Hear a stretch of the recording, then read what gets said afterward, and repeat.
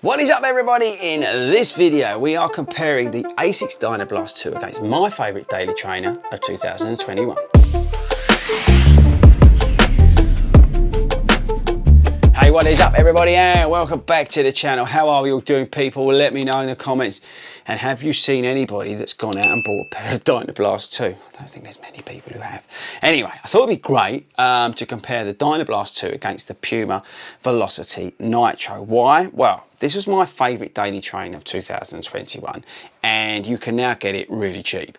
And the Dynablast is meant to be the sort of cheaper offering from Asics in terms of the Blast series.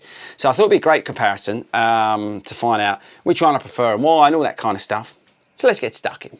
Okay people, let's start with the stats and features. Now we're going to go with the Dynablast 2 first. We've got brand new knit upper on it.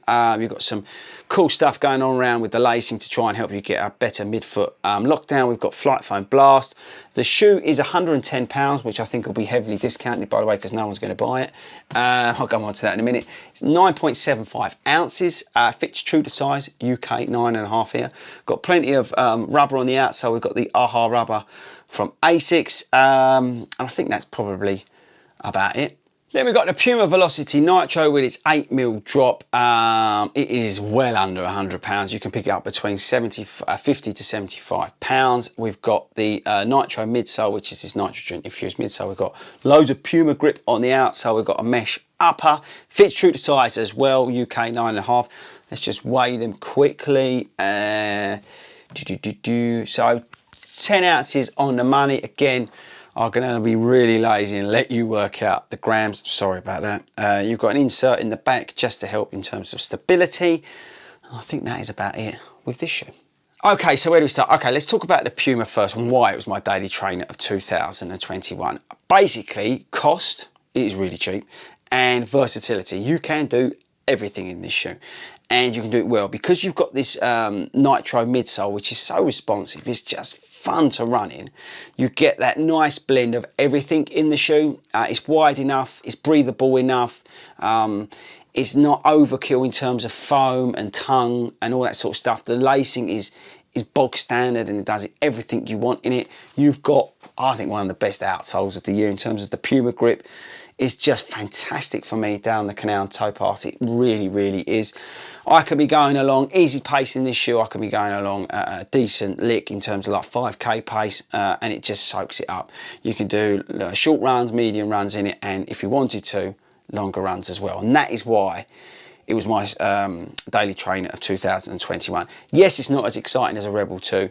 Yes, I don't think it's as inspiring as a Mach 4, but it has a bit of everything, and that's why I think it was a complete package for 2021. The Dynablast 2 is similar in terms of feeling from the midsole. The Blast, there's enough of it to give you that nice, soft, bouncy feeling that you get from the Nova Blast, but you don't get any stability issues because of the low stack height. It feels a little bit more rubberized, I would say, versus the Nova Blast, which I don't think is a bad thing. It just gives you that nice level of bounce. The knit upper does get warm, although it is comfortable. It does get particularly warm. The lacing's great in it. And the shoe's fantastic. It does exactly what you want from a sort of budget, even though it's over £110. But let's work on the assumption that it's going to be well under £100. Asics shoe. But I just think this is so much better than this. And I think that's the problem that this shoe has come up against.